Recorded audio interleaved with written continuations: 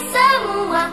Ku nantikan dirimu di depan kelasmu, menantikan kami. Guruku tersayang, guru tercinta, tanpamu apa jadinya aku? Tak bisa baca tulis, mengerti banyak hal. Guruku, terima kasihku. Nyatanya diriku kadang buatmu marah. Assalamualaikum anak-anak. Selamat pagi. Bagaimana kabarnya hari ini? Semoga sehat selalu ya. Dan jangan lupa selalu jaga kesehatan dan tetap di rumah. Oke, materi hari ini kita akan belajar mengenai cara menentukan ide pokok suatu paragraf. Nah, sebelum memulai pembelajaran, Ibu akan mengabsen dulu ya siapa hari ini yang hadir. Silakan yang sudah hadir bisa menyebutkan namanya.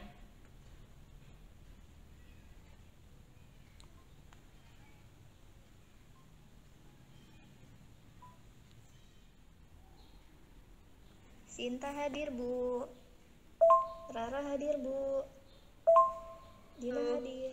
Nah, anak-anak, seperti yang sudah Ibu jelaskan, hari ini kita akan belajar mengenai bagaimana caranya menentukan ide pokok pada suatu paragraf. Siapa yang tahu apa itu ide pokok?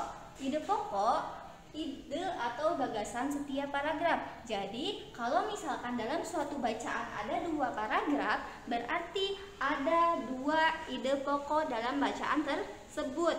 Nah, ide pokok juga bisa kita sebut juga gagasan pokok, pokok pikiran, gagasan utama atau kalimat utama. Jadi jika dalam suatu soal di situ disebutkan tentukanlah pokok pikiran suatu bacaan, kalian tidak usah bingung, berarti itu sama aja menentukan ide pokok.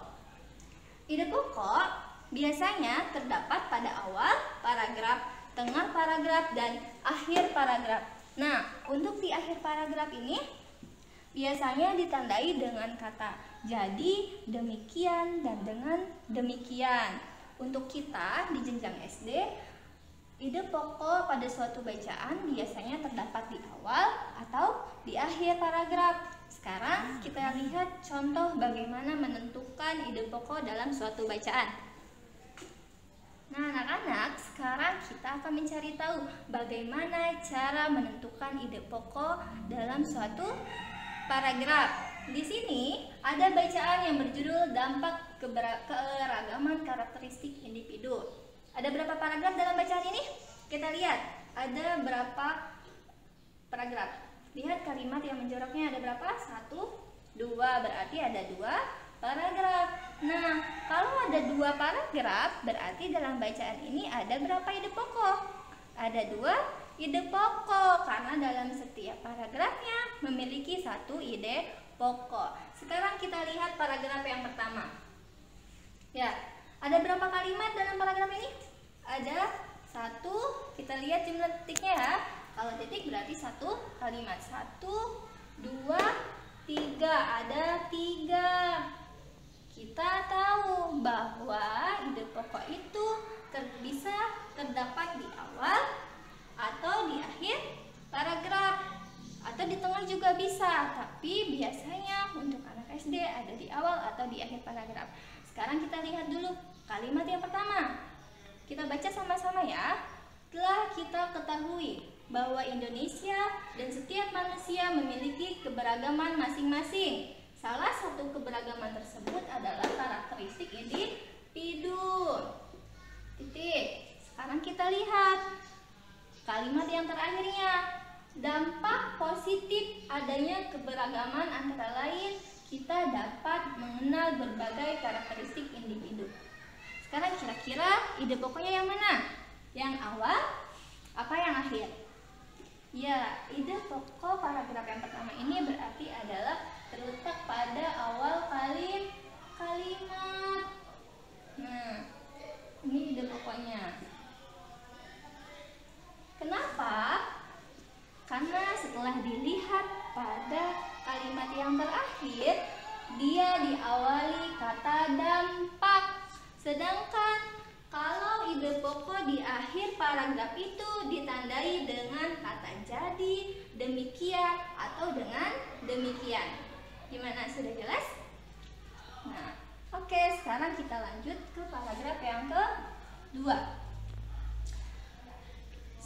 Kita lihat ada berapa kalimat? Ada 1, 2, dan 3. Kita baca terlebih dahulu kalimat yang pertama. Adapun dampak negatif adanya keragaman karakteristik individu dapat memicu timbulnya pertentangan, konflik, perdebatan, dan permusuhan antara individu. Oleh karena itu, kita harus pandai dalam menyikapi keberagaman yang ada. Dengan demikian, menerima perbedaan akan memperkaya wawasan dan pengetahuan kita. Kira-kira yang mana? Nah, yang mana? Ya, kalimat terakhir. Karena dia diawali dengan kata dengan demikian. Nah, kita tadi sudah menentukan ide pokok pada paragraf yang pertama. Sekarang kita tinggal tuliskan ide pokok paragraf yang pertama itu apa yang sudah kita tentukan. Ingat ya, tulis dari awal kalimat ini telah sampai akhir kalimat. Individu yang diakhiri dengan titik, yang ditandai dengan titik, berarti ini satu kalimat. Kalian tulis semuanya dari awal sampai akhir kalimat. Kalian tulis, pindahkan paragraf 1, apa ide pokoknya kalian tulis. Kemudian paragraf yang kedua juga sama. Setelah kalian tentukan, tadi ide pokoknya terdapat di mana?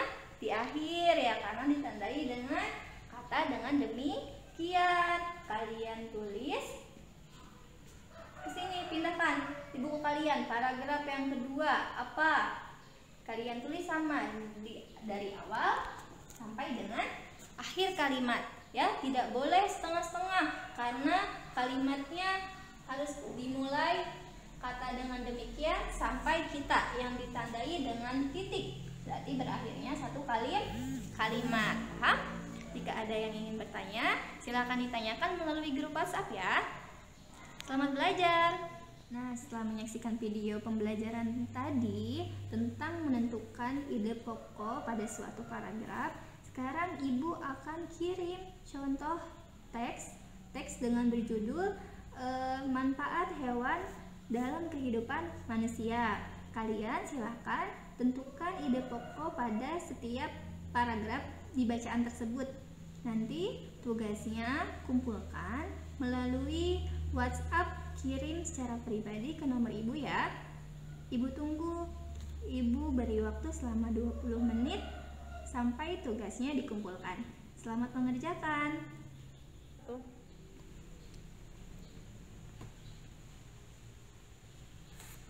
Oke, semuanya sudah mengirim tugas ya. Terima kasih yang sudah mengirim. Untuk nilainya sudah Ibu kirim kepada masing-masing ya. Tidak Ibu kirim di grup. Silakan lihat nilainya berapa dan kira-kira ada yang masih belum paham bisa lagi ditanyakan kepada Ibu. Untuk akhir pembelajaran, Ibu ucapkan terima kasih kepada kalian yang semangat belajar hari ini. Kita bertemu besok lagi di jam 8.30 ya. Siap sedia untuk belajar dengan Ibu. Terima kasih. Mohon maaf apabila ada kesalahan. Wassalamualaikum warahmatullahi wabarakatuh. Namun